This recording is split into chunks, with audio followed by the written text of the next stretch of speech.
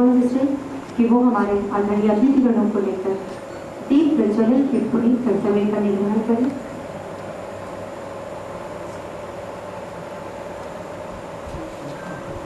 मांझी जी, श्री गिरीश चंद्र पांडे जी और श्री एस शेट्टी जी इस कार्यक्रम की शुरुआत करें। ये एसी चल रहा है, इसकी आग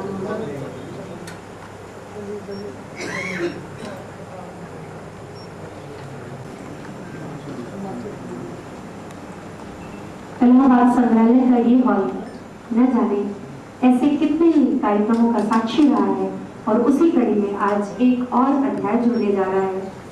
एक आयुक्त की अदालत एवं अद्भुत फैसले, इस पुस्तक का लोकार्पण होने जा रहा है।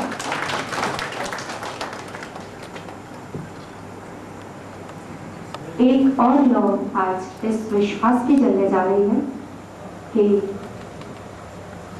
आदरणीय डॉक्टर पी.डी. जगमोहन साहब की लेखनी ऐसी अनवरती डीसी श्री प्रदीप कुमार जी आ चुकी हैं। उनका मैं इस मंच से बहुत बहुत स्वागत करती हूँ, सम्मान करती हूँ।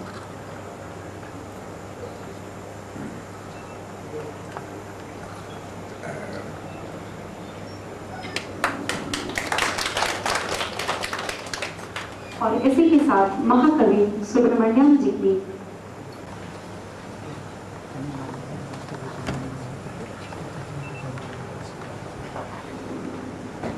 इनकी एक संस्कृत कविता थी, महाकवि सुब्रमण्यम भारती की पंक्तियां थी। उन्हीं के चित्र का अनावरण करते हुए हमारे आदरणीय अतिथिगण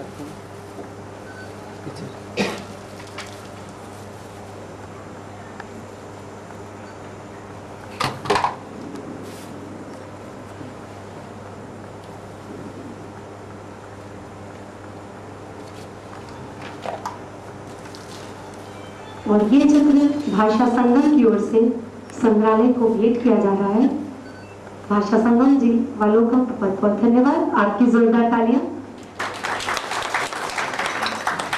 एक विनम्र निवेदन आप सभी श्रेष्ठ जनों से, कृपया मोबाइल अपने साइलेंट मोड पर कर लें प्लीज। वहाँ वायर कृपया ऐसे எழுத்தெல்லாம் ஆதி அகர முதல எழுத்தெல்லாம் ஆதி பகவன் முதற்றே உலகு பிறவி பெரும் கடல் நீந்துவர் நீந்தார் பிறவி பெரும் கடல் நீந்துவர் நீந்தார் இறைவனடி तमिलनाडु के सुप्रसिद्ध कवि तिरुवल्लुवर के तिरुकुरल प्रार्थना गीत के प्रथम और 10वां गीत थे। जिस प्रकार भाषाओं के आकार आदि आदि आधार बनेंगे, उसी प्रकार संसार का आधार ईश्वर बना है। किसी निश्चित ईश्वर का उल्लेख न करके केवल ईश्वर का नाम मात्र लेकर के उन्होंने अपनी स्तुति की है। बहुत बहुत साधुवाद आदरणीय डॉक्टर एम गोविंदराजन जी हमारे बीच में। श्री गिरीश पांडे जी आ चुके हैं, मैं उनका इस मंच से स्वागत करते हुए मंच पर उन्हें सादर स्थान ग्रहण करने के लिए निवेदन करती हूँ।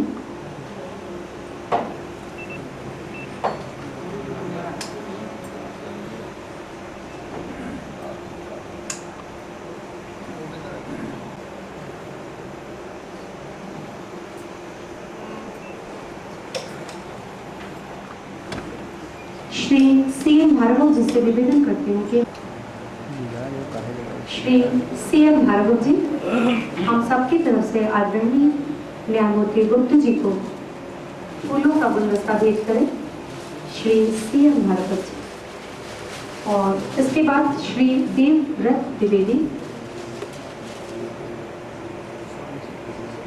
श्री पहले वो दे दें, श्री सी.एम. भार्गव जी दे दें थोड़ा सा। और अंग वस्त्र व्यवस्था भाषा संगम वालों की, लेकिन बस मैं कह रही हूँ हम सबकी तरफ से इसका मतलब आपकी तालियां।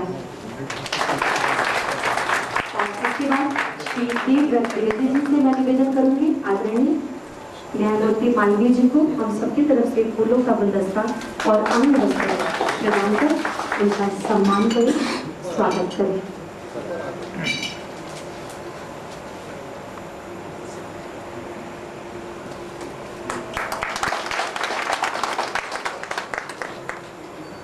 श्री आलोक चतुर्वेदी जी से मैं निवेदन करूंगी, श्री गिरीश, आप बड़े साहित्यिक मिजाज के व्यक्तित्व हैं और एक ही किताब इस समय आप भी सर लाए हैं, बहुत आप पढ़िएगा, एक अलौकिक आनंद मिलेगा। इसी के साथ मेरे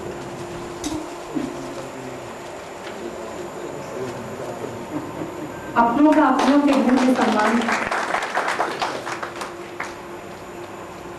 और ये अंगवस्त्र हम सबकी तरफ से सर को एक बार आपके फिर जोरदार ताली।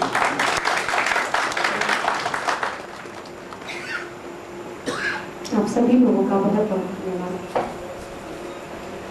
अतिथियों का और आए हुए अतिथियों का स्वागत करें।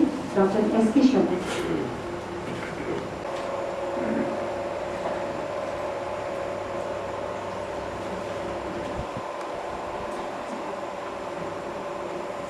अतिथिजनों का और मित्रों का हार्दिक स्वागत। एक बहुत ही महत्वपूर्ण कार्यक्रम का आयोजन किया गया है, जो भाषा संगम इलाहाबाद संग्रहालय पुनः इस कार्यक्रम का आयोजन कर रहा है। भाषा संगम के साथ हमारा बड़ा पुराना रिश्ता है। आज का जो प्रस्ताव आया कि संग्रहालय में एक इस तरह का कार्यक्रम करना चाहते हैं, और वो भी एक ऐसा कार्यक्रम जो हमारे परम आदरणीय अग्रज, इस तरह का कार्यक्रम अगर संग्रहालय में हो रहा है तो ये हमारे लिए, संग्रहालय के लिए पुस्तक का विमोचन आज होना है, लोकार्पण होना है। और जैसा कि शीर्षक है, अद्भुत शीर्षक है, एक आयोग की अदालत एवं अद्भुत फैसले। ये डॉक्टर जगन मोहन जी का व्यक्तिगत अनुभव इस पुस्तक में है। हालांकि मुझे अभी पढ़ने की पुस्तक नहीं मिली है, लेकिन मैं शीर्षक से जितना समझ सकता हूँ, निश्चित रूप से एक बड़ी महत्वपूर्ण पुस्तक होगी और आपके जो निजी अनुभव इसमें हैं वो आपको पढ़ने के लिए। सभा है, इसके जो अध्यक्ष हैं माननीय न्यायमूर्ति श्री प्रेमशंकर गुप्त जी, जो यहाँ पर मंच पर पदासीन हैं। यही था कि वो अस्वस्थ थे और यहाँ नहीं आ पाए। आज जब मुझे पता चला कि न्यायमूर्ति श्री गुप्त जी पधार रहे हैं तो मैं व्यक्तिगत रूप से मुझे प्रसन्नता हुई। आपका स्वभाव इतना अच्छा है, बार बार मिलने की इच्छा होती है। कोई भी ऐसा क्षेत्र नहीं है, चाहे साहित्य से जुड़ा हो, धर्म से जुड़ा हो या अध्यात्म से जुड़ा हो, जहाँ पर आपकी पहुँच न हो या आप भाग न लेते हों। बड़ी ये उत्सुकता हमेशा उनके मन में रहती है कि अगर कोई कार्यक्रम कहीं से मिलता है, आता है, तो निश्चित रूप से किसी को निराश नहीं करते हैं। आपके बारे में हम लोग सभी बड़े अच्छी तरह से जानते हैं कि आप यहाँ इलाहाबाद उच्च न्यायालय में न्यायाधीश रहे हैं और वहीं से अवकाश प्राप्त हैं। खासतौर से आपने हिंदी के लिए जो महत्वपूर्ण कार्य किया है वो विशेष उल्लेखनीय है। एक संस्था आपने बनाई है यहाँ उच्च न्यायालय में, इलाहाबाद उच्च न्यायालय में हिंदी में फैसला देने वाले आप पहले यहाँ के न्यायाधीश रहे हैं और आपने उपलब्धि है। ऐसे व्यक्तित्व को आज इस उम्मीद के साथ निश्चित रूप से आगे भी आपकी कृपा इसी प्रकार हमारे ऊपर बनी रहेगी। मंच पर ही पदासीन है श्री गिरधर मालवीय जी, यहाँ मंच पर आसीन हैं, उनसे भी हम सभी लोग हमें आकर्षित करता है। संग्रहालय के साथ भी उनका बड़ा पुराना रिश्ता रहा है। और जो पंडित बलमोहन व्यास है, जो हमारे यहाँ जब भी फाउंडेशन डे होता है 28 फरवरी को, हम लोग निवेदन करते हैं कि सर आपका संग्रहालय से जुड़ाव है और फाउंडेशन डे है और फाउंडेशन में संग्रहालय की सक्रिय भूमिका रही है। उन्होंने कभी हमको निराश नहीं किया और हमारे कार्यक्रमों में हमेशा भाग लिया। आपके बारे में करते हैं और आपका आभार प्रकट करते हैं। मैं आप सभी की ओर से आपका अभिनंदन करता हूँ, बहुत बहुत स्वागत करता हूँ, दिल से स्वागत करता हूँ। हम आपके बहुत बहुत आभारी हैं। यही मंच पर ही श्री गिरीश नारायण पांडे जी, जो आपने नाम सुना होगा, साहित्य की आपकी रुचि रही है कि कुछ न कुछ लिखते पढ़ते रहें। विशेष रूप से साहित्यिक गतिविधियाँ आपकी हमेशा से ही आपको प्रेरित करती रही हैं कि साहित्य के माध्यम से, कविताओं के माध्यम से हम समाज के उत्थान में, समाज को आगे ले जाने में जो स्थान है उससे आपकी 2 पुस्तकें पुरस्कृत हुई हैं और आपकी जितनी हिंदी में बहुत से निबंध आपने लिखे हैं और संग्रहालय में इससे पहले भी आए हैं, हम लोगों ने व्याख्यान कराया है आपका और आपने खुद अपने बारे में हमें बताया है। आपका काव्य संग्रह अक्षर बहुत ही महत्वपूर्ण आपका काव्य संग्रह है, जिसकी यहाँ नहीं बल्कि पूरे विश्व में इसकी चर्चा हुई है और इसका अनेक भाषाओं में रूपांतरण भी हुआ है। तो ऐसा व्यक्तित्व है श्री गिरीश नारायण पांडे जी का, जो स्वागत करते हैं और आशा करते हैं कि आपकी लेखनी इसी तरह से हमेशा हम लोगों को प्रेरणा के रूप में प्रेरणा स्रोत बनेगी। आदरणीय डॉक्टर पी.वी. जगन मोहन जी, जिनकी पुस्तक के लिए कार्यक्रम यहाँ आयोजित हुआ है और मैंने थोड़ा सा उनके बारे में अलग से मैंने कुछ लिखा भी है, वो मैं निश्चित रूप से बताना चाहूँ। अद्भुत क्षमता, अद्भुत व्यक्तित्व के धनी आप IAS हैं और 1987 बैच की IAS। अनेक महत्वपूर्ण पदों पर आप रहे हैं, जिलाधीश रहे हैं, कमिश्नर रहे हैं और भी के जो विभाग हैं उसके महत्वपूर्ण पदों पर रहे हैं और महत्वपूर्ण पदों पर रहते हुए लेखन कार्य करना अपने आप में एक बड़ी ही अद्भुत बात है और महत्वपूर्ण बात। खासतौर से आपने हिंदी के लिए बहुत महत्वपूर्ण काम किया है, हिंदी और तमिल दोनों के लिए महत्वपूर्ण काम किया है। आपने BSc LLB करने के बाद MA किया तमिल साहित्य में और MA किया आपने अर्थशास्त्र, 2 भाषाओं में आपने MA किया है और उसके बाद आपने PhD किया।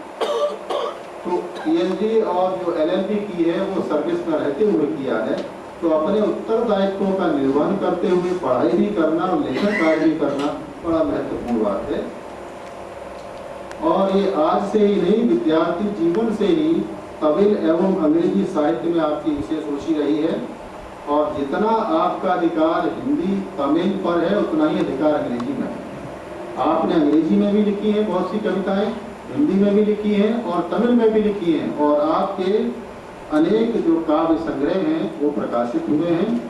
1.5 दर्जन से भी अधिक, करीब 1 दर्जन आपके जो काव्य संग्रह और जो पुस्तकें हैं वो प्रकाशित हुई हैं। कुछ महत्वपूर्ण पुस्तकों के नाम हम आपके सामने रख रहे हैं, जैसे खोया हुआ व्यक्ति, समुद्र के तट पर, चेजिंग द ट्यूलाइट, मानवाधिकार हनन के अमानवीय चेहरे, तमिल में 4 उपन्यास प्रकाशित हुए हैं आपके और अंग्रेजी में 1 उपन्यास अभी और आने वाला है। और भी आपको अभी जब आपसे वार्ता हो रही थी तो कुछ बताया था, आपने बता रहे थे कि और भी हम लिख रहे हैं। तो जितना तमिल में लिखते हैं, हिंदी में भी लिखते हैं, अंग्रेजी में भी लिखते हैं, तो आप साहित्यिक विचारधारा के व्यक्ति हैं जो हमेशा लिखने पढ़ने में रुचि रखते हैं। निश्चित रूप से जो आपका सहयोग है हमारे लिए, समाज के लिए और उन लोगों के लिए जिनकी पढ़ने लिखने में रुचि है, एक प्रेरणा का कार्य करती है। आज जो पुस्तकें आप देखेंगे बड़ी महत्वपूर्ण पुस्तक। भाषा संगम के मंत्री डॉक्टर M. गोविंदराजन जी जो यहाँ मंच पर विराजमान हैं, इनकी तो जितनी प्रशंसा की जाए उतना ही कम है, इसलिए कि हिंदी भाषा का प्रचार प्रसार हो सके। तमिलनाडु में आपने किया है, वहाँ के जो अनेक नगर हैं, महानगर हैं, भाषा हिंदी भाषा को प्रचारित करने में आपका महत्वपूर्ण सहयोग वहाँ रहा है। और यहाँ आने के बाद इलाहाबाद में आपका प्रयास रहा है कि हिंदी भाषा को हम आगे कैसे बढ़ाएं। केवल हिंदी भाषा को ही नहीं, आपका जो सोच है वो ये है कि हमारे यहाँ जो हिंदी भाषी लोग हैं वो और भाषाओं को भी सीखें। तो आपने तमिल को हिंदी के माध्यम से और हिंदी को तमिल के माध्यम से एक दूसरे तक पहुँचाने का प्रयास किया है। और अनेक पुस्तकें आपने लिखी हैं जिसमें जैसे हिंदी तमिल को कैसे समझा जाए, तो तमिल का रूपांतरण करके उन्होंने बताया छोटे छोटे शब्दों के माध्यम से, वाक्यों के माध्यम से। ये पुस्तक इनकी अभी प्रकाशित हुई है, 6 महीने हुए होंगे। बड़ी ही उपयोगी पुस्तक है, आप पढ़ेंगे तो ऐसा लगेगा जैसे हम लोग ABCD सीख कर किसी भाषा को सीख लेते हैं, उसी तरह से उस पुस्तक को पढ़कर तमिल सीखने में कोई दिक्कत ही नहीं होगी।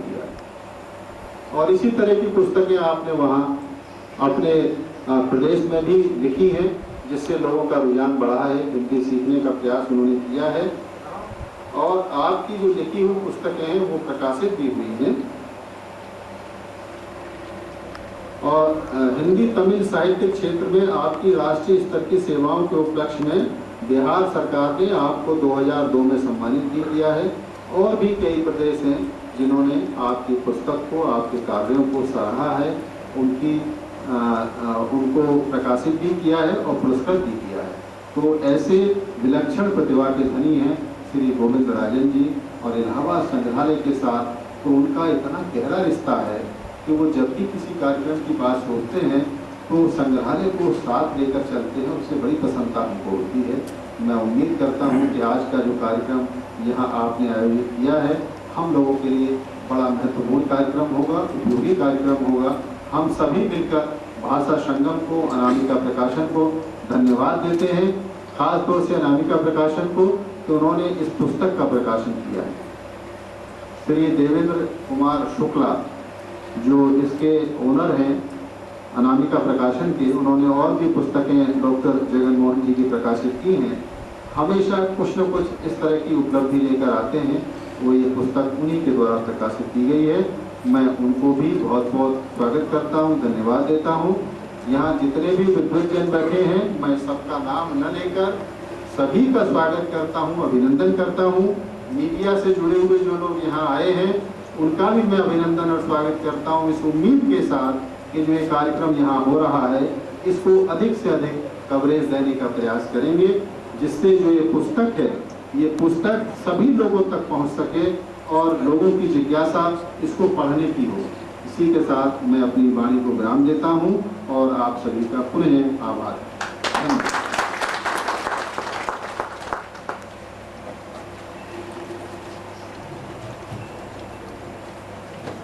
और यहाँ पर जो इतना विस्तृत सबका स्वागत, सबका जीवन सार बता के गए आदरणीय शर्मा सर, उनका भी उन्हीं के घर में मैं आप सबकी तरफ से बहुत बहुत स्वागत करती हूँ। और इतना पहली बार उनको बोलते हुए सुना, सब अच्छा लगा। का चलन जिंदा है, वक्त की रफ्तार थम भी जाए पर कलम जिंदा है तो समझो वतन जिंदा है, कलम जिंदा है तो समझो वतन जिंदा है। सच ही कहा था अभी शर्मा सर ने कि नौकरी के साथ लेखन करना और उसको फिर पुस्तक के रूप में ढालना, स्वांतः सुखाय के लिए लिखना अलग बात होती है, लेकिन जब आप किसी रचना को समाज के सामने लाते तो एक एक इंच से, एक एक कोण से उसको पहले अपनी कसौटी पर परखना होता है, तब आप सबके सामने कोई रचना आती है। सर ने कहा उत्स कहते हैं, तो निश्चित रूप से सर का व्यक्तित्व अनुकरणीय रहा है।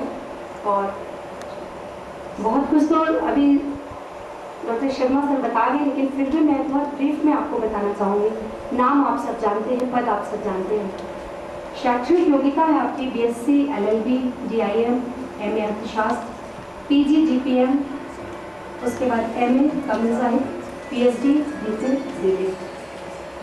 तमिल पत्रिकाओं में लगभग 1 दर्जन लघु कहानियों का प्रकाशन है। तमिल में राजा नंदी नामक ऐतिहासिक उपन्यास का प्रकाशन, खोया हुआ व्यक्ति नामक एक हिंदी काव्य संग्रह का लेखन एवं प्रकाशन, चेसिंगा ज्वेलाइट नामक अंग्रेजी काव्य संग्रह का लेखन, समुद्र के तट पर नामक एक अन्य हिंदी काव्य संग्रह, तमिल में लघु कथाएं, कविताएं, काव्य संग्रह, अंग्रेजी में एक उपन्यास, हिंदी तृतीय काव्य संग्रह पर लेखनकार आपका प्रगति पहल, मानव अधिकार और उनके उल्लंघन की सत्य कथाएं हिंदी में आप सबके सामने हैं। गंगा से कावेरी तक भारतीय भाषाओं के बीच अंतर संबंध और आर्य द्रविड़ भाषा परिवार हिंदी में आपकी रचनाएं। निश्चित रूप से मैं एक छोटा सा ब्रेक लेती हूँ आपकी तालियों के लिए। पुरस्कार सम्मान आपको जो मिले, वर्ष 1998 के लिए उत्तर प्रदेश हिंदी संस्थान अवार्ड, वर्ष 1999 में भारत सरकार के मानव संसाधन विकास मंत्रालय से आप पुरस्कृत हुए, वर्ष 2009 में बाबू गुलाब राय सम्मान से पुरस्कृत, राजभाषा अवार्ड IFFO 2010, त्रिभाषा रत्न अवार्ड भाषा संगम द्वारा, सरस्वती सम्मान 2010 में आदरणीय न्यायमूर्ति श्री प्रेमचंद्र गुप्ता जी द्वारा और निराला अवार्ड 2011 में। अब आपके तालियों का समय है। आपका शोध कार्य यूरोपियन भाषा परिवार एवं द्रविड़ भाषा परिवार से उद्गम कर पॉलिटिकल थ्योरी के उपरांत एक औपचारिक बहस से जब ये पेपर मिला तो उन्होंने कहा बताइएगा नहीं, लोगों को लगेगा बहुत ज्यादा है। फिर से हमने कहा सर जितना है वही मैं पढ़ूंगी।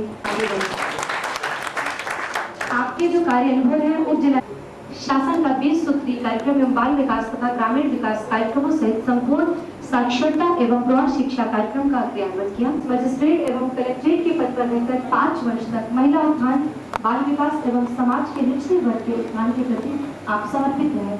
ग्रामीण विकास कार्यक्रमों के विशेष महत्व को ध्यान देते हुए संपूर्ण साक्षरता अभियान का आपने सफल क्रियान्वयन तथा जिला प्राथमिक शिक्षा कार्यक्रम का सफल संपादन किया। 1 वर्ष तक आप उत्तर प्रदेश शासन के उच्च शिक्षा विभाग में विशेष सचिव के पद पर कार्यरत रहकर प्रदेश की उच्च शिक्षा नीति का निर्माण किया। पिकअप जो उत्तर प्रदेश राज्य एक प्रधान औद्योगिक विकास निगम है, आप उसके संयुक्त निदेशक के पद पर रहकर भारत के सबसे आदरणीय न्यायमूर्ति मालवीय जी से और कार्यक्रम की अध्यक्षता कर रहे हैं न्यायमूर्ति गुप्ता जी से, श्री कृष्ण पांडे जी से और डॉक्टर एस.के. शर्मा जी से। इस पुस्तक का पीछे खुल जाएगा, पीछे खुला होता है जगह है। हाँ पीछे अब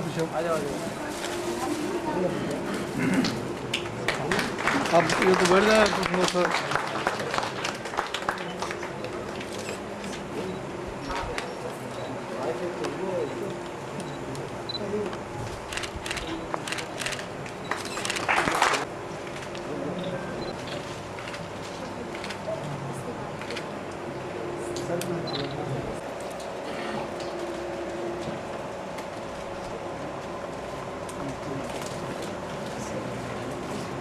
श्री सी.एम. भार्गव जी,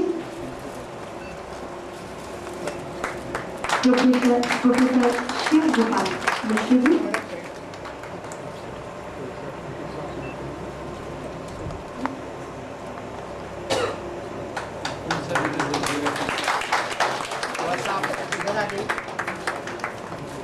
आप विज्ञान परिषद के प्रधानमंत्री हैं प्रोफेसर शिव गोपाल मिश्र जी, और इनके बाद श्री अरुण वर्मा जी, श्रीमती रेखा गौड़, डॉक्टर एम गोविंदराजन और बजरंग बली जी।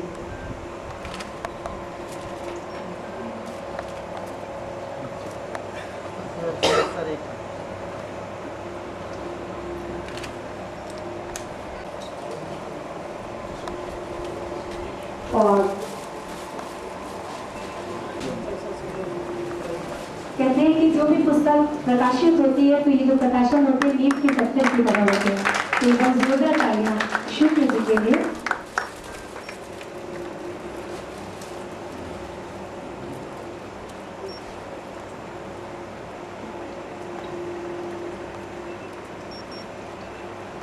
आदर और सम्मान के साथ आदरणीय न्यायमूर्ति श्री गिरधर मालवीय जी से निवेदन करती हूँ कि सर यहाँ पर आए और हम सबको अपना आशीर्वचन प्रदान करें।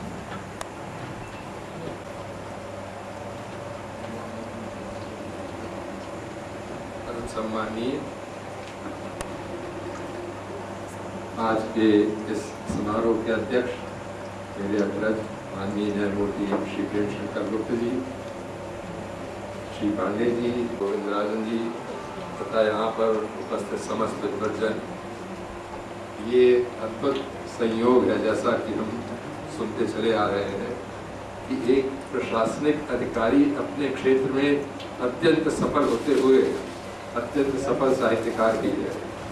ये मणिकांचन योग लगातार इजाफा होता जा रहा है। ये इनकी लेखनी इसी प्रकार लगातार चलती रहे, इसी प्रकार प्रशासन से एक उच्च पदों पर अपने कार्य का सफल निर्वहन करते हुए हिंदी साहित्य की, तमिल साहित्य की, अंग्रेजी साहित्य की इसी प्रकार इनके लेखनी से सेवा होती रहे। इस पर इनको बधाई देते हुए, शुभकामना करते हुए इनके लंबे जीवन की मैं प्रार्थना करता हूँ तथा आशा करता हूँ कि इनकी लेखनी से सभी धीरे धीरे और लाभान्वित होंगे। इन्हीं अपने चंद शब्दों के साथ में वाणी को विराम देता हूँ। जय हिंद।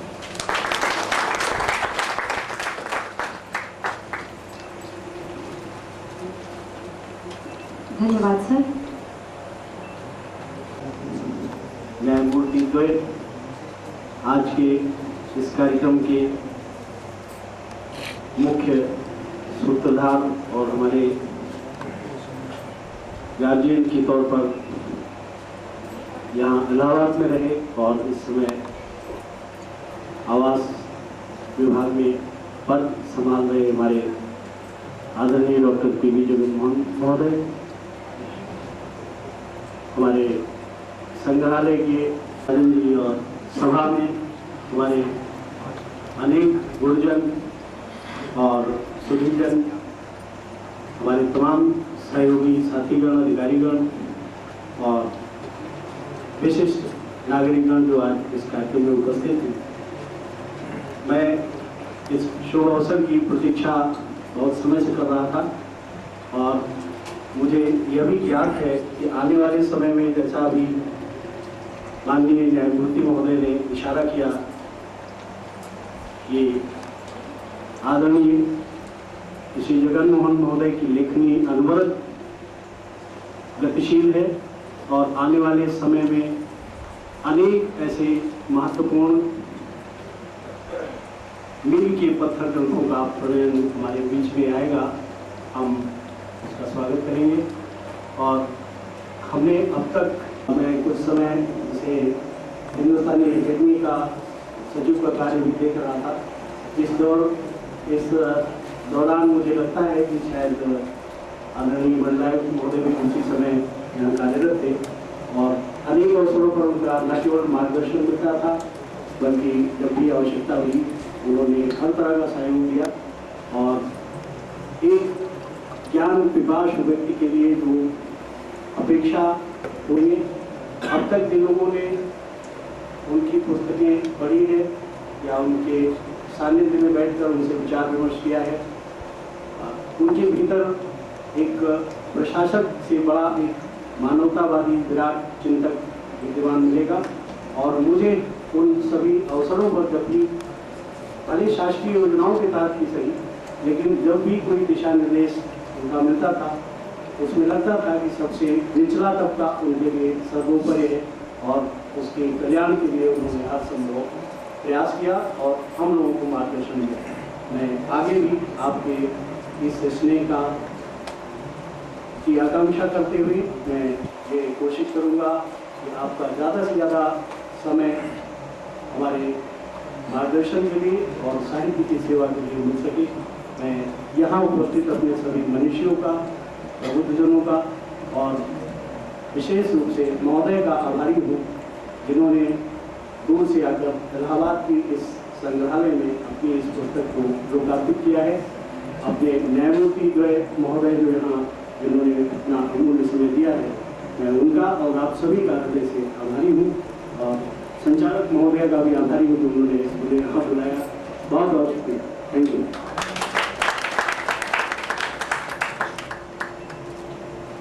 Thank you sir. हमारे बीच में चंडी धाम के डॉक्टर जगनमोहन सर का सम्मान करेंगे।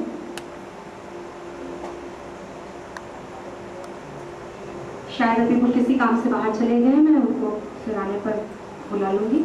और इसी के साथ मैं निवेदन करती हूँ श्री गिरिराज, जिस समय आपके साहित्यिक मन में उमड़ रहे हैं, होता क्या है, एक पुस्तक का लोकार्पण होता है, बाकी जितने लोग बैठे रहते हैं उसी समय कुछ ना कुछ मन में जरूर चलता है और आप तो बड़े अच्छे लेखक हैं सर, मैं बड़े सम्मान से आपको आमंत्रित करती हूँ।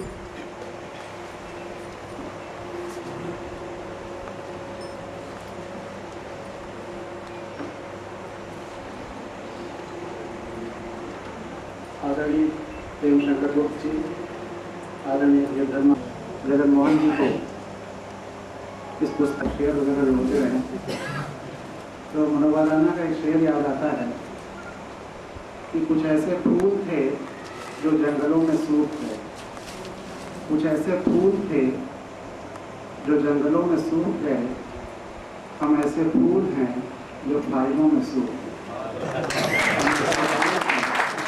फाइलों में सूख गए। ये सरकारी तंत्र, उसकी फाइलें वो इतनी सुखाती हैं, ये अंदर वाले भी जानते हैं और बाहर वाले भी जानते हैं। सारी समस्या यही है कि हम सब सूखते चले जाते हैं, संवेदनहीन होते चले जाते हैं। लेकिन मुझे बहुत खुशी है कि जगन मोहन जी ने अपनी वह संवेदनशीलता बचाए रखी और ये संवेदनहीनता आज समाज और व्यवस्था दोनों का ही सबसे बड़ा संवेदनहीनता सबसे बड़ा मर्ज, सबसे बड़ी बीमारी इस दौर का समय था।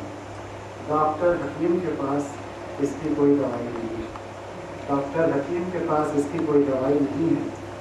इसकी दवाई अगर किसी के पास है तो उसी के पास है जो बेहद संवेदनशील है, और चाहे वो साहित्यकार हो, चाहे समाज सेवी हो, जिस रूप में भी हो, लेकिन जिससे संवेदना बरस रही है, बढ़ रही है, कहीं ना कहीं वही इस संवेदनहीनता के युग में एक दवाई का काम कर सकता है। मुझे बहुत खुशी है कि जगन मोहन जी ने अपनी वो संवेदनशीलता बचाए रखी है, और न केवल बचाए रखी है, मुझे लगता है दिन पर दिन जैसे जैसे वो समाज से जुड़ने का काम करते चले जा रहे हैं, अपने ऑफिस के कार्य में या अन्यथा साहित्य के माध्यम से, वो और बढ़ता जा रहा है। मुझे तो ये किताब परसों ही मिल रही थी, मैंने इसे सरसरी तौर पे पढ़ा भी, और बहुत सारी चीज़ें सीधे सीधे दिल को छूती हैं और लगता है कि ये लिखने वाला व्यक्ति कितना संवेदनशील है, इतना संवेदनशील है कि वह कभी कभी नियम कानूनों को ताक पर रखने के लिए भी तैयार है, अगर जनहित इससे होता है, लोकहित होता है, या आम जनता का उससे हित होता है। एक छोटा सा 4-5 लाइन में पढ़ता हूँ। दीपावली में हमें चीनी चाहिए, न कि नियमों की पेशकश। Page number 62। एक अपील कंट्रोल की दुकान को निरस्त करने हेतु की गई थी। माननीय न्यायमूर्ति महोदयों से उम्मीद है कि मुझे ध्यान से सुनेंगे।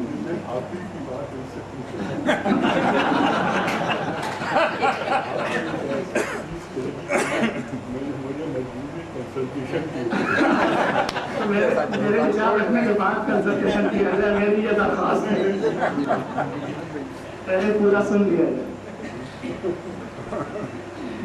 एक अपील कंट्रोल की दुकान को निरस्त करने हेतु की गई थी, जिसके परिशीलन के बाद यह तथ्य सामने आया कि उल्लेखित दुकानदार ने आवश्यक वस्तु वितरण के लिए दीपावली के पर्व पर गांव वासियों को चीनी सहित आवश्यक वस्तुओं का वितरण कराया। शिकायतकर्ता द्वारा यह शिकायत की गई कि दुकान वितरण के दौरान कोई निरीक्षक देखरेख के लिए मौजूद नहीं था। मैं ज़्यादा नियमों को नहीं जानता हूँ, लेकिन मुझे ऐसा लगता है कि शायद यह कि निरीक्षक के उपस्थिति में ही यह वितरण होना चाहिए। जगमोहन जी ज़्यादा अच्छा बताएंगे। लेकिन चूँकि दिवाली के उस दिन बंटना जरूरी था और कोई निरीक्षक नहीं था, फिर भी उसने बांट दिया। अब आप ही बताइए कि दीपावली पर्व पर गाँववासियों को चीनी चाहिए या नियमों की पेशकश। तो ऐसी गहराई से चीज़ों को समझने और ज़रूरतों को पूरा करने वाले जगन मोहन जी को दिल से बहुत बहुत बधाइयाँ, बहुत बहुत आभार। और ज़्यादातर जिस परिवेश के ये फैसले इसमें लिखे गए हैं वह गांव जीवन के, किसानों के जीवन के, उसी के इर्द गिर्द हैं। और किसानों के प्रति संवेदनशीलता होना शायद सबसे महत्वपूर्ण है, सबसे ज़्यादा ज़रूरी है।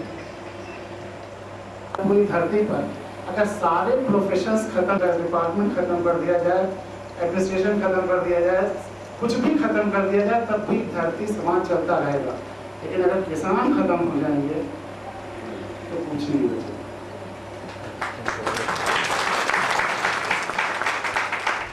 मेरा एक शेर है, न हो किसान तो भूखे मर जाएं, न हो किसान तो भूखे मर जाएं, उसी के नाम सारे खिताब लिखता हूँ। सारे सम्मान का अगर कोई हकदार है तो वह केवल किसान है।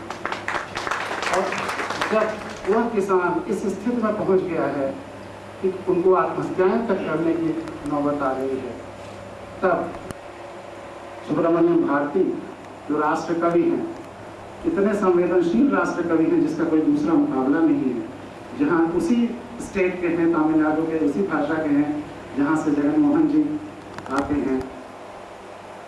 उन्होंने कहा कि इस धरती पर अगर एक भी व्यक्ति भूखा सोता है, जगन मोहन जी आपको ध्यान ही होगा, अगर एक भी व्यक्ति भूखा सोता है तो इस पूरी धरती को नष्ट कर देना चाहिए।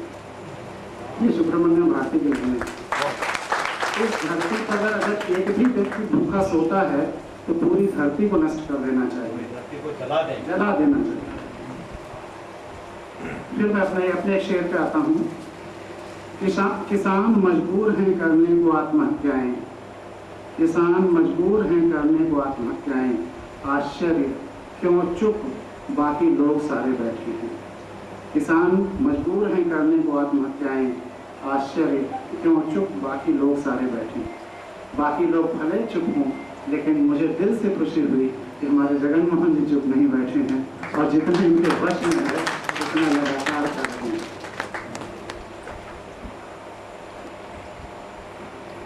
चूंकि कविताओं की बात चली थी तो 3-4 और शेर सुनाते हैं जो मेरे नहीं है। किसान रहने दो, कहीं तो मुल्क में हिंदुस्तान रहने दो, गरीब लोगों के अच्छे मकान रहने दो, कहीं तो मुल्क में हिंदुस्तान रहने दो। अरे बड़े बड़े बाजार खोलने वालों, अरे बड़े बड़े बाजार खोलने वालों, जो पटरियों पे लगी है दुकान रहने दो, जो पटरियों पर लगी है दुकान रहने दो। उन पटरियों की दुकानों को बचाया है जगन मोहन जी ने। सजा लो अपनी तरक्की की कायनात और कहीं, सजा लो अपनी तरक्की की कायनात और कहीं, मेरी ज़मीन मेरा आसमान रहने दो, मेरी ज़मीन मेरा आसमान रहने दो। और जो आखिरी लाइन है बहुत महत्वपूर्ण है। अगर गांव के लोगों को न्याय नहीं मिला तो फिर क्या होगा, उसकी तरफ इशारा है कि जो हल छीनेंगे, जो हल छीनेंगे तो असलहे उठा लेंगे, जो हल छीनेंगे तो असलहे उठा लेंगे। हम एक किसान हैं, हमको किसान रहने दो, हम एक किसान हैं, हमको किसान रहने दो। जगन मोहन जी ने कोशिश की है किसानों का हल न छीने, इसलिए और मुझे किताब बहुत अच्छी लगी। और संवेदनशीलता कितनी बड़ी, कुछ लोगों के नज़र में अतिभावुकता बेवकूफ़ी लग सकती है, लेकिन संवेदनशीलता कितनी बड़ी शक्ति है, इस पर मैं एक छोटी सी लोक कथा करीब करीब अपने हर बात जहाँ भी मैं बात करता हूँ ज़रूर कहता हूँ। कई हो सकता है आप लोगों ने कई बार सुना भी हो मेरे मुँह से, लेकिन फिर मैं कहूँगा क्योंकि मुझे उससे बड़ी सोशल डायनामिक्स या समाज के दर्शन के रूप में उससे बड़ी कहानी दुनिया में कोई और नहीं लगती। और ये कहानी और मुझे सशक्त लगती है क्योंकि ये दुनिया में हर जगह मौजूद है, दुनिया की हर भाषाओं में मौजूद है। ये लोक कथा है, लेकिन मुझे ये अपने मातृभाषा में अवधि में तो गांव में सुनने को मिली ही, फिर जब Russian literature, Russian folk tales पढ़ा तो वहाँ भी मिली, अरबिक में भी मिली और दक्षिण भारत की भाषाओं में भी, कई भाषाओं में मुझे दिखी। तब मुझे लगा कि इसमें कितनी बड़ी शक्ति है जो हर जगह फैली हुई है और केवल संवेदना की शक्ति को बताती है। सबने सुना होगा कि वो तोता मैना वो चिड़िया थी, एक दाल का दाना बहुत ढूंढने पे उन्हें मिला, बहुत मुश्किल से उन्होंने वो सोचा कि 2 हिस्सों में बांट लें, एक आधा हिस्सा तोता ले लिया, आधा मैना, उन्होंने एक खूंटे से उसको रगड़ा, आधा हिस्सा बाहर आया, बाहर रह गया, उसको मैना लेके उड़ गई, तोते का आधा हिस्सा एक खूंटे में कोई दरार वगैरह रही होगी, रगड़ते समय उसी में फंस गई। अब तोता उसको जब नहीं निकाल पाया तो बढ़ई के पास जाता है, कहता है कि बढ़ई बढ़ई खूंटा चीरो, खूंटे में दाल बा का खाई का पी काले पर्दे से। बढ़ई डांट देता है, हट तोते, तुम्हारे छोटे से दाल के दाने के लिए हम खूंटा चीरने जाएंगे। वो राजा के पास शिकायत लेके जाता है कि राजा राजा बढ़ई डांटो। संक्षेप में मैं कहता हूँ इशारे के रूप में, राजा भी डांटता है, रानी के पास जाता है कि रानी रानी राजा छोड़ो, रानी भी डांटती है। सांप के पास जाता है कि सांप सावधानी रखो, सांप भी डांटता है। लाठी के पास जाता है कि लाठी लाठी सांप मारो, लाठी भी डांटता है। आग के पास जाता है, आग आग लाठी जलाओ, आग भी डांटता है। पानी के पास, नदी के पास जाता है कि नदी नदी आग बुझाओ, नदी भी डांटती है। हाथी के पास जाता है कि हाथी हाथी नदी सोचो, हाथी भी डांटता है। और अब सारे व्यवस्था के अंगों से जब निराश हो गया तो रोता हुआ जा रहा है। उसकी आवाज़ एक चींटी सुनती है। अलग अलग देशों के लोग कथाओं में चींटी कहीं मधुमक्खी बन जाती है, कहीं कुछ कहीं छोटा सा दूसरा एलिमेंट। चींटी सुनती है और आकर पूछती है तोते क्यों रोते। तोता पूरी अपनी कहानी जब उसको बताता है तो चींटी कहती है चलो मेरे वश में जितना है उतना मैं करूँगी। और चींटी के वश में क्या है? रेंगना। तो वह रेंगते हुए हाथी के सूंड में घुसने लगती है। हाथी कहता है हमारे सूंड में घुसो उसो मत कोई, हम तो नदी सो खप गई। नदी सोखने के लिए तैयार हो जाता है और इस तरह से पूरी प्रक्रिया उलट जाती है। और जब रानी के साथ राजा को छोड़ने जाती है तो रानी कहती है, राजा कहता है छोड़ो और मत कोई, हम तो बढ़ई ना कर कोई। बढ़ई को डांटता है या डर करके बढ़ई खुद ही वो दाना निकाल देता है और उस तोते का वो डालता दाना मिल जाता है। अब इस पूरी कहानी में आप देखिए कि सबसे शक्तिशाली या सबसे ज़्यादा मैनेजर का गुण वाला, सबसे ज़्यादा लीडर का गुण वाला कौन है? चींटी। और किन गुणों की वजह से वो इतना प्रभावशाली लीडर या मैनेजर हो सकी? केवल दो गुण हैं। संवेदनशीलता, जिसकी वजह से वो खुद आकर चींटी और तोते से रोने का कारण पूछती है। और दूसरा उसके वश में है जितना उतना करती है।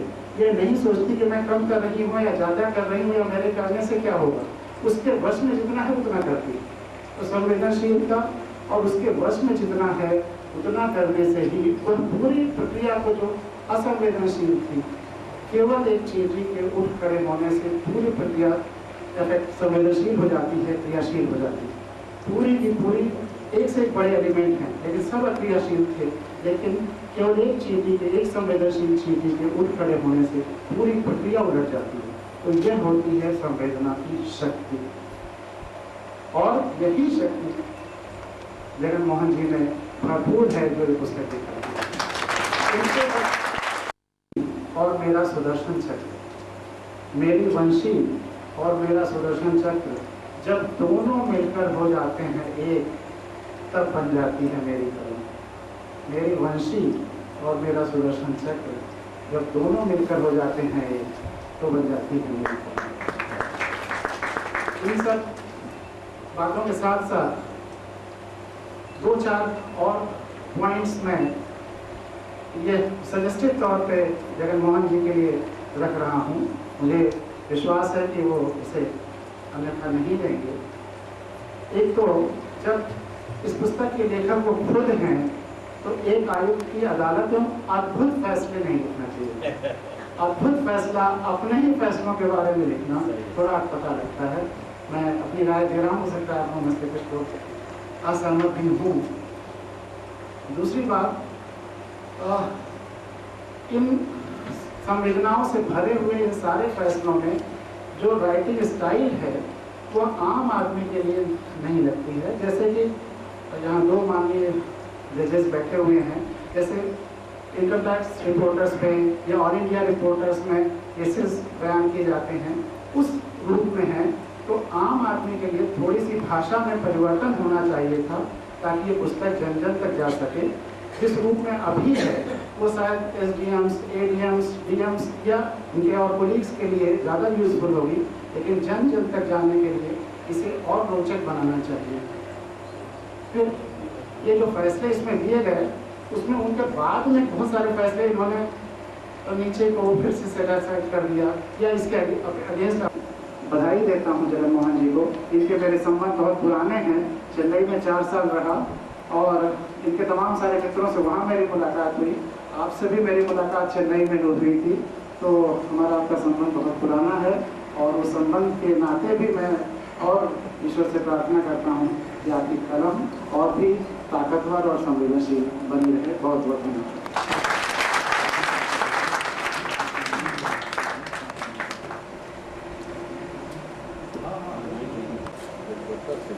बहुत धन्यवाद आदरणीय पांडे जी।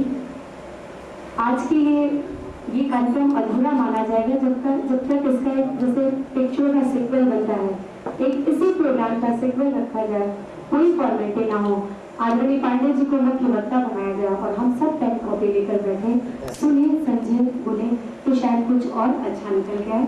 आपका बहुत बहुत धन्यवाद।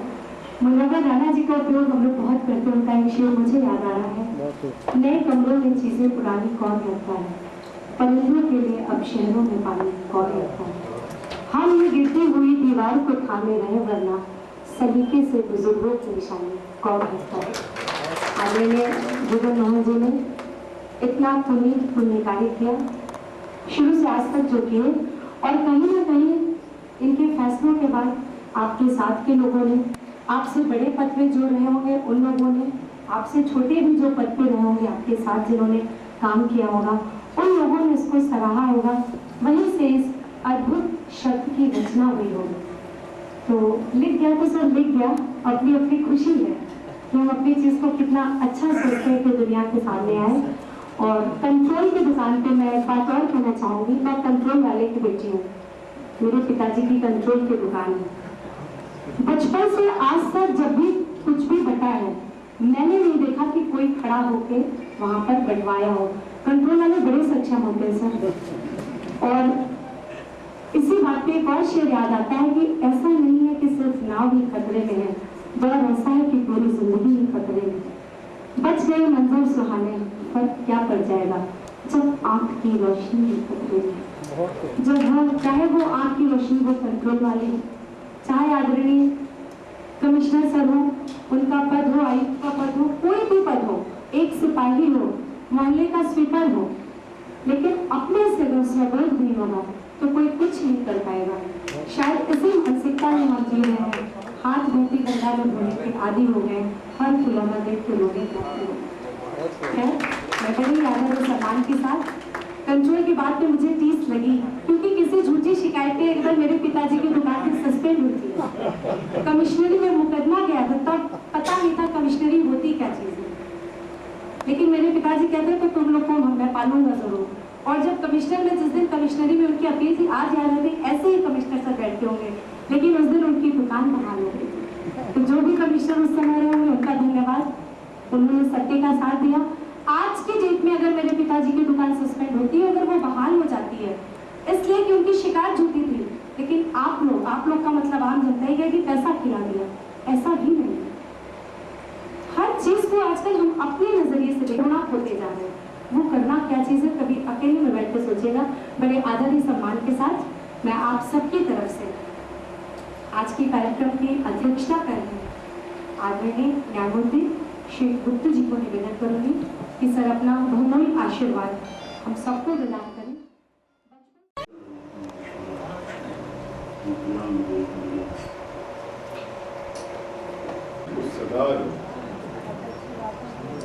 इस बज़्म की बख्शी गई जो मुझको सदारत, एक तरफा नौजवानों की है मुझसे शरारत।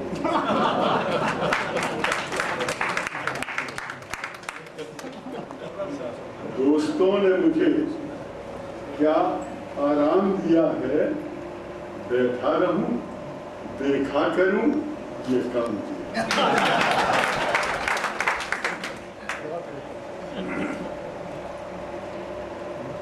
मैं बैठे बैठे गिरीश जी देख रहा था,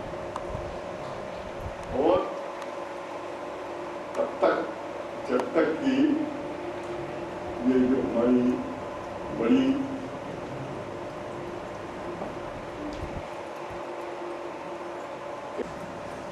कि अब तक इस इलाहाबाद में मुझे रहते हुए 40 वर्ष से अधिक हो गए, और हर वर्ष अगर 20, 25, 50 समारोहों में तो जाते ही रहा हूँ। अभी 3 साल से बाद दूसरी है स्वस्थता के कारण, लेकिन मैंने ऐसा सन्नाटा कहीं नहीं देखा। और इसमें ब्रेक दिया तो पहले तो मैं समझा कि मैं कहीं ऐसा तो नहीं बैठे बैठे सुन रहे हैं। फिर मेरा एक ख्याल गया, मैंने कहा अरे भाई तो सरकारी अफसर यहाँ पे बहुत है। तो उनका आतंक भी है और इसलिए है मैं 82 वर्ष का होने को आया,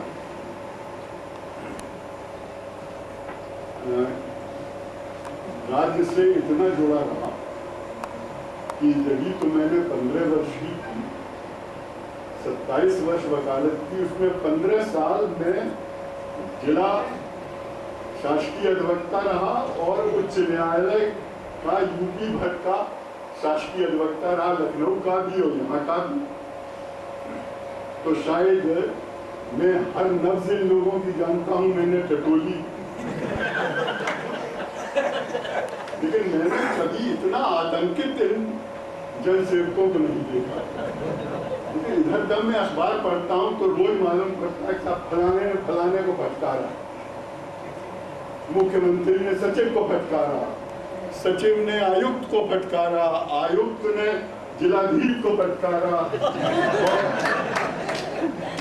इसके बाद इसने तहसीलदार को फटकारा, तहसीलदार ने करके आखिर होते हुए लेखपाल की फटकारी आ गई जो अब बंदूक चलाने लगे। आज मैंने ये भी पढ़ा, शायद आज या कल,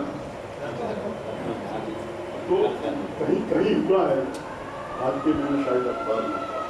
तो हमने कहा इतने आतंकित ये लोग हो गए हैं कि मालूम देता है कि अब बिल्कुल चुपचाप बैठे रहो, और इसलिए और चुपचाप बैठे रहो कि एक आयुक्त बैठा, एक मुख्य आयुक्त बैठा।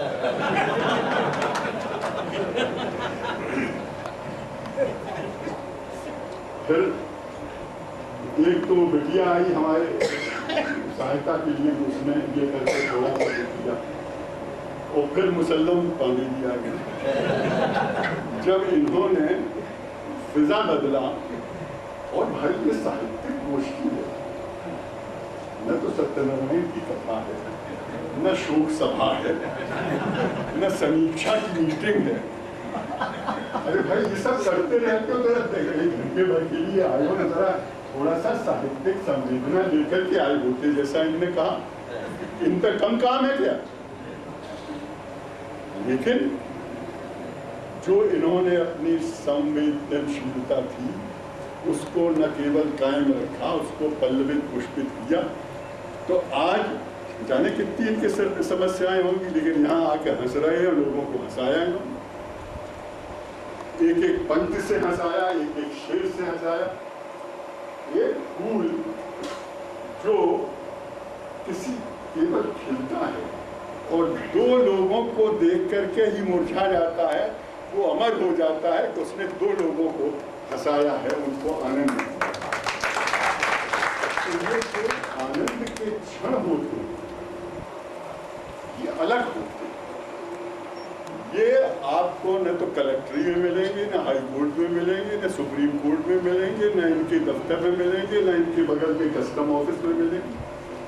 ये तो यही आप सौभाग्यशाली हैं कि आज आपकी जन्मपत्री का कोई ग्रह अच्छा था जो आप एक साहित्यिक संस्था में आए। मौलत का बैठे रहो तो भैया क्या पाना। परिवर्तन होते हैं हमारे जीवन। आज हमारा जीवन दुखी क्यों हो गया? पहले भाई लोग दिन भर अपने रहे संध्या के चौपाल पर बैठे और जो उन्होंने आला गाई खेत से रोही रस वैद उनकी और पर्दे पे डटके जाए और साहब पूरे के पूरे प्रफुल्लित उनके गांव का गांव रह जाता था चौपाल। आज आपको कब समझ? आज तुम्हारी सुनते सुनते उग गए हैं हम बाबा। अपने से बाहर भी झांको औरों के भी गम बाबा। खूब चढ़ा रखा है हमने अपने आप को नजरों में, औरों की नजरों से देखो क्या लगते हैं हम।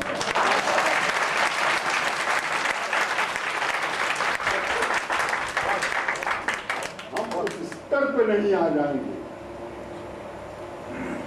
और doctor Jagmohan Allahabad high court की नजीर से जो है वो कवर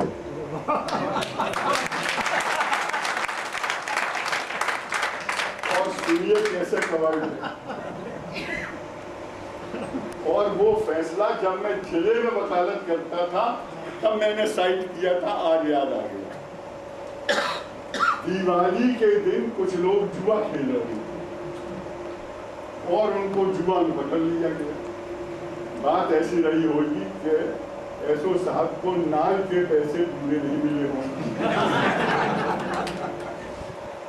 और ये उन दिनों की बात है जब हमारे इटावे में सड़क पे कोई एक चौराहे से दूसरे चौराहे तक कम से कम 25 फर्द तो लगते थे। अब कोई बेचारे ऐसे रहे होंगे कि नहीं दे पाए होंगे तो उनका खुदा उनको सजा कर दीजिए। मैं बड़े उसमें पड़ा और सोचता था कि भाई भारतवर्ष के इतिहास में इससे बड़ा जुआ तो कहीं नहीं खेला गया जहां द्रौपदी हरा दिया। रोज तो मैं नया वकील था, तब तक मैं क्लब का मेंबर नहीं हुआ था, लेकिन भाग के देख लिया करता था। कि रोज खिलती थी, कभी ब्रिज की आड़ में, कभी किसी की आड़ में, और दिवाली से 11 दिन पहले लेके और 11 दिन बाद तक पूरी तकती टूनों तक जो था वो कस के सब खेलते थे। जिनने पकड़ा था उनके सारे जो आका इनामदार थे वो सब खेलते थे। तो बड़ी इन लोगों के साथ बेचा था ना, सेंटेज ज्यादा नहीं थी, 25-25 रुपए का जुर्माना। लेकिन दंड तो दंड होता है, वो कहीं साथ कुछ भी हो जाए। तो मैंने ढूंढा तो बड़ी पुरानी एक इलाहाबाद हाई कोर्ट की नजीर मिली। उसमें उन्होंने लिखा कि देखिए दिवाली के दिन अपने संस्कार को मनाने की हर आदमी को आजादी है और हमारा संविधान आ गया है, इसने हमें हर तरह की आजादी दी है। जो हमारी पारंपरिक रस्में हैं उन्हें अदा करने की आजादी दी है। अगर हमारी ये परंपरा है कि हम उस दिन कौड़ी फेंकें तो कौड़ी फेंकी जाएगी, और इलाहाबाद हाई कोर्ट ने मुक्त कर दिया। हमारे भी वो गरीब आदमी बेचारे थे वो मुक्त हो गए।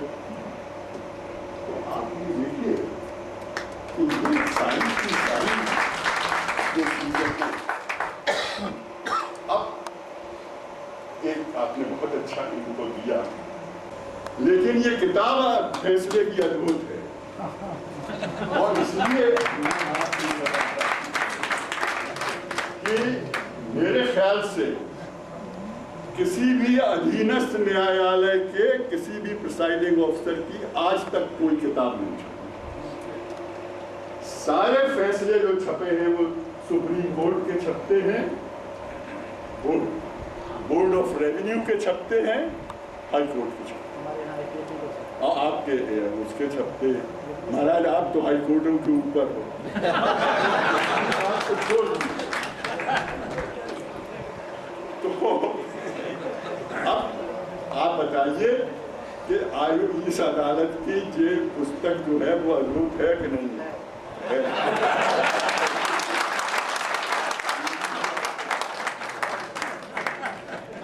अब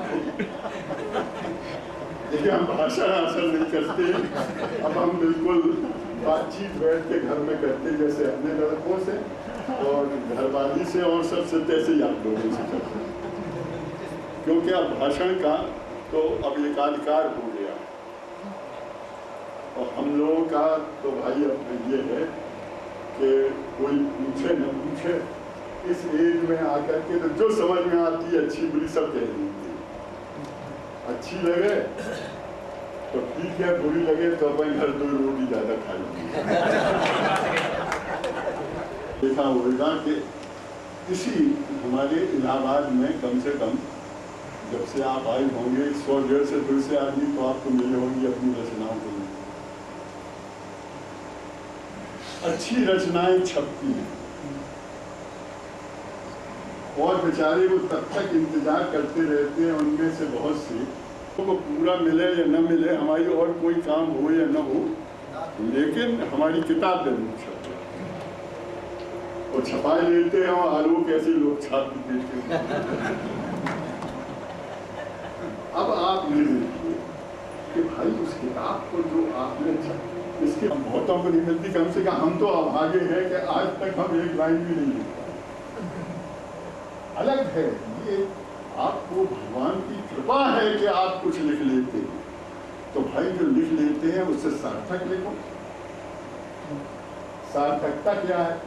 सार्थकता ये है कि अगर आप एक ही ऑफिस में काम करते हैं तो उन अकाउंट, हिंदी आज क्यों हिंदी साहित्य गरीब है? क्योंकि इसकी मौलिक पुस्तकें नहीं है जो अलग अलग विषय हैं उनके ऊपर, जो अलग अलग व्यवसाय हैं उनके ऊपर, जो अलग अलग विधाएं हैं उनके ऊपर, जो न विज्ञान में अपनी मौलिक हैं न वाणिज्य में हैं। लेकिन आपने काम किया है, आपको प्रभु ने लेखन शक्ति दी है, तो आप उस पर लिखिए। इन्होंने और इतनी पुस्तकें सारे के सारा कविता भी लिख डाली और गद्य भी लिख डाले और मानवाधिकार भी लिख डाला और अंग्रेजी में भी लिख डाला, सब कुछ लिख डाला। लेकिन जो इन्होंने काम किया है, जो इनके आगे आने वाले लोग हैं, जो इनके अधीनस्थ हैं, वो हिंदी में कैसे फैसले लिखें, इस पर ये पाठ्य पुस्तक है।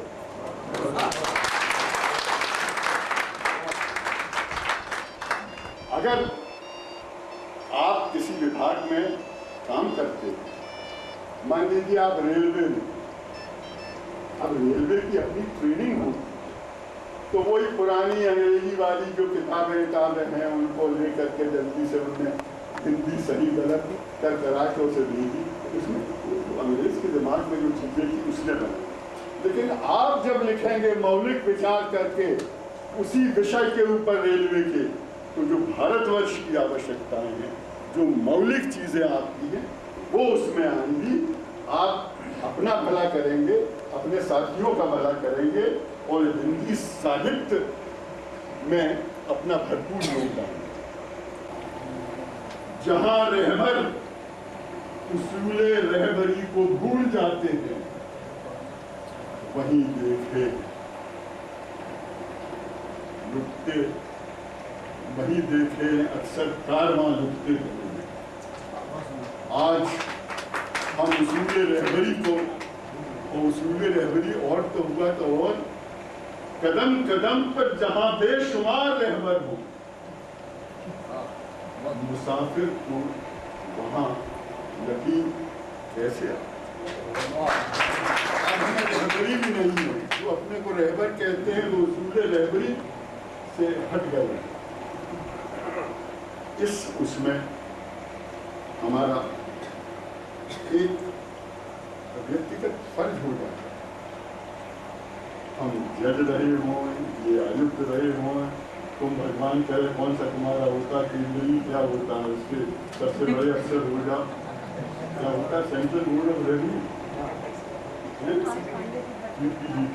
तो ऐसी पीढ़ी आती है कि सब हमें या रेलवे मालूम समझी में नहीं आती, और अखबार वालों की तो क्या कहें, ये वो शब्द लिख देते हैं। और पहले तो 4-6 चीज़ें होती थी भाई, जहाँ एब्रीविएशन होते थे, आप उठा के कोश देखिए 25-30 होते थे, वो उसमें लिख देते थे। अब इलाहाबाद में आप डिपार्टमेंट कायम करें तो हमारे ख्याल से 2 से 50 तो यही ऐसे ही EDT। आज इस मीडिया को जो बहुत अच्छा काम कर रहा है, और अगर अच्छा काम किया तो सरसब्द रहेगा, नहीं किया तो वो जो सबका होता है सोचता होगा, भगवान करे जरूर बड़े अच्छे काम करें। लेकिन जो जिस तरह से हमारी भाषा के साथ मीडिया की फेंक देने, आज हमको वहां भी, और भाई तुम तो मतलब यह है कि चौथे खंभ क्या इस समय तो सबसे बड़े खंभ हो, इसलिए सबसे ज्यादा तुम्हारे ऊपर कर्तव्य हो जाता है। क्योंकि जिसमें बंदे को गिनते हैं तौलते नहीं, जहां तौला नहीं जाएगा बंदा, वहां यही परिस्थिति होगी जो हम और आप आज सामने है हमारे।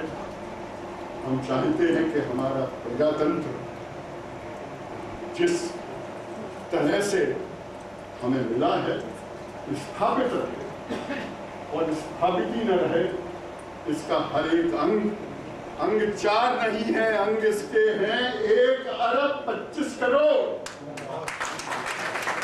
ये भी मिथ्या है कि इसके 4 अंग हैं। हर नागरिक जो है वो प्रजातंत्र का अंग है।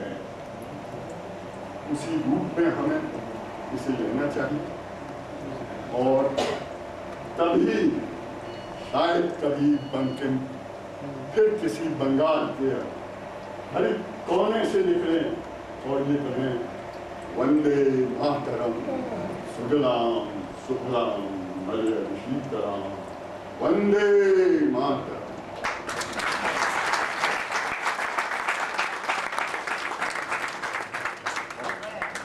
सारी फॉर्मेलिटीज को तोड़ते हुए प्रेम शंकर गुप्त जी के इतने सुंदर भाषण पर एक लाइन पर मैं चाहता हूँ हम सब लोग खड़े होकर ताली बजाएं। जो आज इन्होंने कहा है कि हमारी व्यवस्था के कोई 4 अंग नहीं है, 1 करोड़ 20। आप सबकी जोरदार तालियां।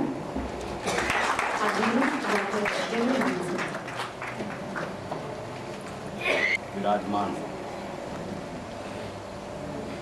माननीय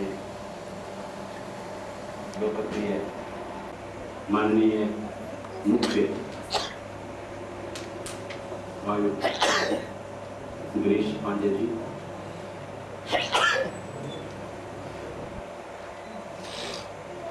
माननीय न्यायमूर्ति अभी अल्प विराम के लिए बाहर रहे हैं, उनको स्मरण करते हुए माननीय शर्मा जी, संग्रहालय के महापुरुष एवं इस पूरे कार्यक्रम की आयोजकता भाषा संगम के श्री गोविंदराजन जी, संचालक महोदया, प्रकाशक विनोद शुक्ल जी, मेरे प्रिय मित्रों, पत्रकार बंधुओं, मुझे इस पूरे समारोह में मेरी किताब के लोकार्पण समारोह में इस समय ये महसूस मैं कर रहा हूँ कि महाभारत काल में पार्थिव धनंजय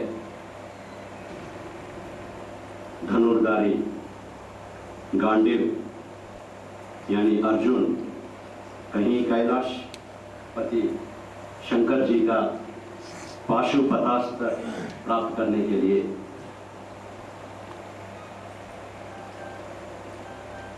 परमपिता शंकर जी के कैलाश पर्वत गया हो और इसी शिव जी के दरबार में ब्रह्मा जी के रूप में गिरीश पांडे जी बैठा हो और विष्णु जी के रूप में स्वयं गिरिधर न्यायमूर्ति गिरिधर मालवी साहब के रूप में बैठा हो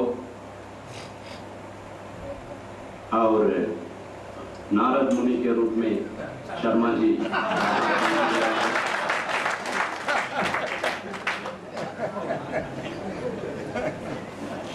और स्वयं कैलाश पर्वत के महाअंश गणेश जी के रूप में गोविंदराजन जी बैठा हो और मैं तपस्या कर रहा हूँ उस परमपिता परमेश्वर शंकर जी से जो प्रेम स्वरूप है, कृपया पाशुपतास्त्र इस गांडीव को दे दें और इनके अनुकंपा से आशीर्वाद के रूप में पाशुपतास्त्र उस महान अस्त्र मुझे मिल गया है आशीर्वाद के रूप में और मैं गांडीव धनुर्धारी अर्जुन गिरिधर जी का शिष्य है ही है। और जब अर्जुन आशीर्वाद लेने के लिए गिरिधर के महाविष्णु के कृष्ण जी के दरबार में गया था, तो उनके पाँव के पास बैठे उनके आशीर्वाद लिया था। अकेले वो काफ़ी है और उनका तमाम सेना जो है उनके पास चले जाएं, कोई बात ही नहीं, दुर्योधन के साथ रहें, कोई नहीं है, केवल अकेले श्री कृष्ण की आशीर्वाद गांधी अर्जुन को चाहिए। तो इनका भी आशीर्वाद मुझे स्वयं विष्णु स्वरूप गिरिधर जी का आशीर्वाद भी मुझे मिला है। स्वाभाविक है कि इतना महान विभूतियों का आशीर्वाद जब मिल जाए अर्जुन को, तो घमंडी नहीं होगा, तो घमंडी होगा ही और अपने कृति को अद्भुत कहेगा ही।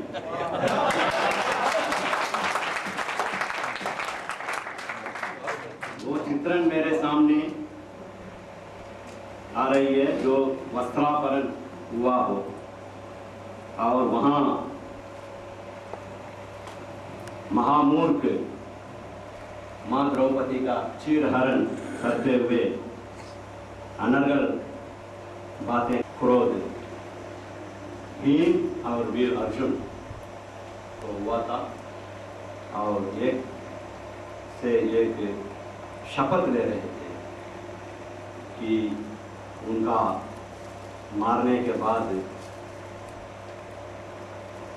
उनके पूरे शरीर से निकला हुआ खून को लगाएगी और तब तक वो अपने केश नहीं मांगेगी। सबसे ज़्यादा घमंडी और क्रोध जो सबसे ज़्यादा योग्य और वीर है उनको वही चाहता है। फिर भी मैं माफी चाहता हूँ, एक कवि होने के कारण एक कवितामय शीर्षांक टॉपिक कहते होने के बाद रखने की जब बात आई है तो मेरे सामने दो ही विकल्प हैं। एक आयुक्त के अदालत एवं आ में आ रहा है सर, आयुक्त के अदालत एवं अद्भुत फैसले लिखें या अनोखी फैसले लिखें, दो विकल्प थे मेरे सामने। संभवतः अनोखी फैसले का पक्ष में मुझे दीर्घ मंथन विचार विमर्श करने के बाद अनोखी के बजाय अद्भुत ही ठीक रहेगा, तो इसलिए वो शीर्षांक एक शब्द और होता है आज से अनूठे। एक आयुक्त की अदालत अनूठे फैसले उस पर हम गौर तलब नहीं किए हैं। अनोखी या अद्भुत जी फैसले है इसलिए अनूठे। बरहाल माँ सरस्वती के आशीर्वाद, लेकिन अद्भुत तो है ही।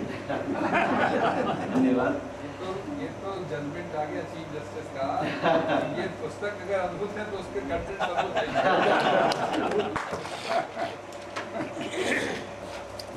मान्यवर, जब इसके बारे में एक पुस्तक के रूप उदाहरण इसको देने की बात आई तो मैंने कहा पूरे एशिया महाद्वीप के सबसे बड़ा जो न्याय के मंदिर है यहाँ, इसी मंदिर में इसका हम उन्मोचन करेंगे और माननीय न्यायमूर्ति गणों के कर कमलों से ही इसका लोकार्पण वो भाषा संगम से एवं संग्रहालय से जो मेरा संबंध है इसके जरिए भी एवं आपका जो माँ सरस्वती के सेवा में जो आप अपने धरती के मातृभाषा के हिंदी के विकास के लिए जो आप कर रहे हैं उस उत्साह वर्धन योग्य कार्य के लिए, सराहनीय कार्य के लिए, अद्भुत सेवा के लिए भी मैं आपको आप ही के हाथों आपके कर कमलों द्वारा इसको उद्यम करना बहुत उचित समझा। वो दिन माँ सरस्वती के आशीर्वाद से आज ये संभव हो पाई। मैं दिल से आप सभी को धन्यवाद अर्पित करता हूँ।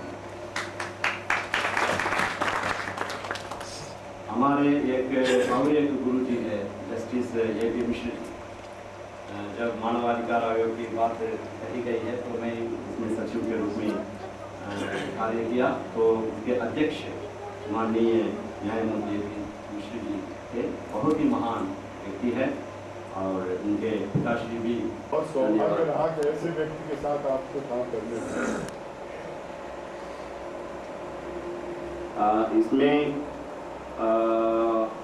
ये था कि कुछ अच्छे माइलस्टोन डॉक्यूमेंट्स का उल्लेख करने के लिए बात आई है। मैंने कहा कि एक आम जनता के लिए ये पुस्तक समर्पित है। इन लोगों को बहुत ज़्यादा माइलस्टोन केशवानंद भारती से लेके आप दोनों का भी जो महत्वपूर्ण फैसला रही है, turning point in the Indian judiciary, आप दोनों का वो भी उल्लेख करते हुए करें और सामान्य लोगों के बीच ये फाटक के बीच में ये जाएं, ये हमारा उद्देश्य है। और आज के इस शुभ अवसर पर महाकवि सुब्रमण्य भारती जी का यहाँ का संग्रहालय में एक सप्रेम भेंट किया गया है। जैसा गिरीश पांडे जी ने कहा है, यही है कि यदि पूरे दुनिया में एक गरीब भी भूखे मर जाए तो हम पूरे दुनिया को जला दें। ये कितना एक क्रांतिकारी राष्ट्रीय कवि रहा है। तो उस महान व्यक्ति का भी आज यहाँ संग्रहालय में सप्रेम भेंट करने की उनका चित्र का एक शुभ अवसर में प्राप्त हुआ है। एक तमिल साहित्य के परशुराम के रूप में महाकवि सुब्रमण्य भारती जी जमाने में रहे हैं। पूरे अंग्रेज़ी हुकूमत को हिला के रख दिया था उन्होंने। उन्होंने इलाहाबाद से लेके वाराणसी तक कई महीने, कई वर्ष यहाँ रहा। संस्कृत और हिंदी सभी भाषा में उन्होंने बहुत ही पांडित्य रखा है और तमिल साहित्य के पूरे छत्रपति का अनुवाद जो कविताओं की नए हमारे मध्य गोविंदराज जी बैठे हैं, इसका हिंदी अनुवाद भी करना बहुत ही अनिवार्य है। इनका क्रांतिकारी कविता है कि यात्रा हिंदी भाषा में भी होनी चाहिए। ऐसा एक व्यक्ति है। उस जमाने में ब्राह्मणों में ठाकुर के प्रकार की, ठाकुर जैसे मूछ रखना जो है कोई कल्पना ही नहीं कर सकते। इन्होंने ऐसा एक पहला ठाकुर का जो धैर्य और वीर स्वरूप अपने आप को बना दिया। आप देखेंगे पूरा एक क्रोधी भट्ट, यही मैं कह रहा हूँ, तमिल साहित्य का उस जमाने का परशुराम के रूप में माना जाता है। और वो पूरा ये क्या कहते हैं पगड़ी, पंजाबी सरदार के बांधी पगड़ी बांधना भी कोई दूर दूर तक कल्पना भी नहीं कर सकता। तो इन्होंने इतने अद्भुत क्रांतिकारी एक कवि रहा है और उनका पूरा जीवन देश की आज़ादी में आहुति की गई है। इसका पूरे चरित्र और इनका कविताओं की अनुवाद है। आगे और बढ़े, माँ सरस्वती से प्रार्थना है भाषा में मेरे कृतियाँ देने के लिए आप सब लोगों को हृदय से धन्यवाद देता हूँ। जय हिंद, जय भारत।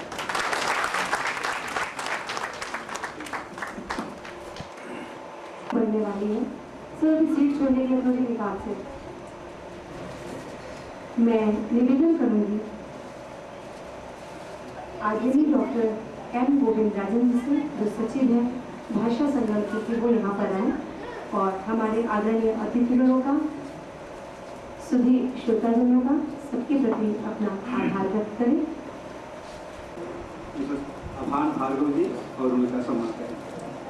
आपके पीछे से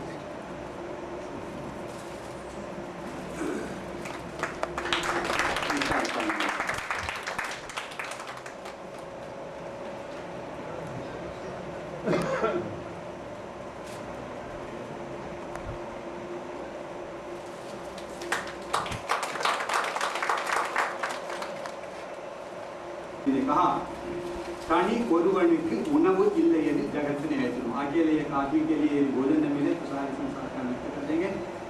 और 1921 के पहले, आज़ादी के पहले आडुओं में पल्लु पाडुओं में आनंद सुगंधिरम अड़ेंदु विट्टो आए नाचे गाये सहर्ष, इसीलिए कि आनंद देय आज़ादी को हमने पा लिया। 21 के पहले उन्होंने बताया कि हमने पा लिया लेकिन आज़ादी का नहीं रह सके। तो ऐसे जो सुब्रमण्य भारती जी के चित्र के अनावरण के लिए और उसको संग्रहालय में रखने के लिए जो हमें अनुमति प्रदान की है, सबसे पहले मैं संग्रहालय वालों को सबको हम भाषा संगम की ओर से और संग्रहालय वालों की तरफ से और अनामिका प्रकाशन की ओर से भी हम आभार व्यक्त करते हैं। और जब इस पुस्तक के बारे में मेरे कान में समाचार पड़ा तो मैंने चाहा कि इसका लोकार्पण समारोह यहीं रखा जाए। अपनी तरफ से जब मैंने प्रार्थना की तो सहर्ष हमारे डॉक्टर पीजे साहब ने उसको स्वीकार कर लिया। और इतना ही नहीं, वहाँ से हर बार जब हम उनको फोन से संपर्क करते थे तब और अपने व्यस्तता के बीच में भी हमें सलाहें दी, हमें स्वीकृति दी। ये एक प्रकार से भाषा संगम का हम सम्मान मानते हैं। जो इस पुस्तक लोकार्पण का समारोह मनाने का जो अवसर हमको प्रदान किया गया, इसे हम भाषा संगम वाले एक अपना सम्मान मानते हैं। इसलिए सबसे पहले आज के समारोह के नायक उनके प्रति हम आभार व्यक्त करते हैं। तीनों संस्थाओं की ओर से आप जानते हैं गंगा यमुना संगम सरस्वती के संगम नगरी में हम बसे हुए हैं। तो यहाँ पर और आजकल संग्रहालय में तीनों भाषाओं का संगम, एक उड़ीसा भाषा है और तमिल है और हिंदी है, तीनों भाषाओं का संगम यहाँ पर सम्मिलित है। तो इस प्रकार के संगम नगरी में अब 3 याद रहेगा, जिससे कि राकेश के शर्मा जी का भी दिल आह्लादित हो गया है और संग्रहालय में आने के कारण और हमारी प्रार्थना स्वीकार करके इस अवस्था में भी जो यहाँ पर पधारे हैं और उन्होंने फैसला दे दिया, निर्णय दे दिया है। 4000 मुकदमों के लिए हिंदी में फैसला देने वाले और ऐसे महान विभूति का जो आज का फैसला है, ये दरअसल सच्चा फैसला है। जब हमारे मुख्य आयुक्त जी उस पर चर्चा कर रहे थे, मेरे मन में भी ये चर्चा हो रही थी, लेकिन उस चर्चा का समाधान यानी साहित्य जो होता है दूसरे मनुष्य के मन को जा पहचानना ही साहित्य होता है, साहित्यकार का स्वभाव। इसलिए एक जज ही नहीं, मैं साहित्यकार भी हूँ, इसको साबित कर दिया है। तदर्थर हमारे सम्माननीय न्यायाधीश महोदय को मैं आभार व्यक्त करता हूँ। और उसके बाद हमारे लेकिन ऐसा नहीं रहा, हमने तमिलनाडु में रहते मदन मोहन मालवीय जी के बारे में आज़ादी के लिए लड़ने वाले लोगों में से और बनारस हिंदू विश्वविद्यालय के निर्माण में पढ़ा है, चित्र देखा है, लेकिन ऐसे महान विभूति वालों के परिवार वालों से भी संपर्क करने का मौका हमें मिले, ये देखकर मुझे बड़ा आनंद मिला है। जब उनके घर गया, 4-5 बार गया इस सिलसिले में, हर बार तुरंत हंसते हुए आकर के बिठा करके इस आश्चर्य होता है कि ऐसे महान जज लोग हमसे बड़े होंगे। मन में ये भावना थी, क्योंकि शिक्षक अलग हैं, सरकारी अधिकारी अलग हैं। सरकारी अधिकारियों का स्वभाव गुण व्यवहार अलग होता है। हम शिक्षक हैं, बुनियादी से शिक्षक हैं। शिक्षक और साहित्यकारों का व्यवहार और ये अलग होता है। इसलिए हम उसी में होता है कि ऐसे एक साहित्यकार के रूप में, शिक्षक के रूप में इन दोनों न्यायाधीशों को मैंने पाया है। तो उनके प्रति भी और तमिल के प्रति उन्होंने रुचि दिखाई थी और कुछ सीखता हूँ, भूल जाता हूँ। बोले मैंने भी बताया कि स्वामी निकाल करके आपके घर आऊँगा, मैं तमिल सिखा दूँगा आपको। तो महान विभूति न्यायमूर्ति भी गिरिधर मालिक जी को भी इस अवसर पर मैं अपनी तरफ से और संग्रहालय की ओर से और अनामिका की ओर से और आप लोगों की तरफ से और आ रहे हैं हमारे मुख्य आयुक्त महोदय गिरीश नारायण पांडे जी। यहाँ आने से पहले हमारी मुलाकात चेन्नई में हुई है। प्लेटफॉर्म पर जो ठेले गाड़ी में पूरी कचौड़ी बेचता है उसको भी जो स्नेह मुझे दिखाता है, मुझे देखता तो थोड़ा ज्यादा ही होता है। तो आप देखिए अब तो उससे चाहते हैं, हम भी चाहते थे उसको, वो अपने काम वाले को बोलता है इसको हम न करना। तो मतलब वो व्यापार में हम भी करते होंगे, लेकिन हमें देखे हम न करना, फिर वो स्वयं देता है। तो इस प्रकार यहाँ के लोगों से स्नेह मुझे मिल रहा है, उसे देख करके मैं गदगद हो गया हूँ। इसलिए मैं और गिरीश नारायण पांडे जी के वो वचन को याद करते हुए, क्योंकि कई बार इनकी कविताएं सुनी है और उनका ऐसा है, मेरा विचार है कि उनके सहयोगी ही उनके कार्यकर्ता हैं, बदल कर बोले गिरीश जी तो हमारे भाषा समूह के संयुक्त लोगों के साथ बुलाकर नहीं मंच पर बिठाना है, उनको अकेले बुला करके अकेले बिठा करके और उनके लिए हमें सुनना है। तब हमें मजा आता है जितना वो बोलते जाते हैं, जितना हमें मिलता है। क्योंकि अब समय का बंधन हो जाता है, वो भी तो कहना चाहते हुए भी नहीं कह पाएंगे। तो फिर भी आज उन्होंने जो कुछ सुनाया है, जो समय पर आए हैं, तो कदर करें हम मुख्य आयुक्त महोदय के लिए विषय भाषा भेद दूर करें, भावात्मक एकता कायम करें, संग संग बोलें, संग संग डोलें, एक दूसरे को समझकर एक दूसरे का बोलें। तो इस सिद्धांत को लेकर के जो इसी प्रकार आगे भी कई प्रांतों के और फोटो और विषय यहाँ पर आ जाए तो संग्रहालय की शोभा और बढ़ जाएगी। तो जैसे सामान्य से संग्रहालय बोले तो मृत जीवितों का वस्तु है। यानी धन्यवाद धन्यवाद धन्यवाद। पहले एक छोटा सा मेरा धन्यवाद कि आज इतने अद्भुत कार्यक्रम था, इतने विद्वत लोगों के बीच में सर आपने मुझे आने का मौका दिया और यहाँ से जाने के बाद भी मुझे याद रखा। सर इसके लिए मैं जीवन भर आपकी आभारी रहूँगी। धन्यवाद। जय हिंद, जय भारत, जय हिंद।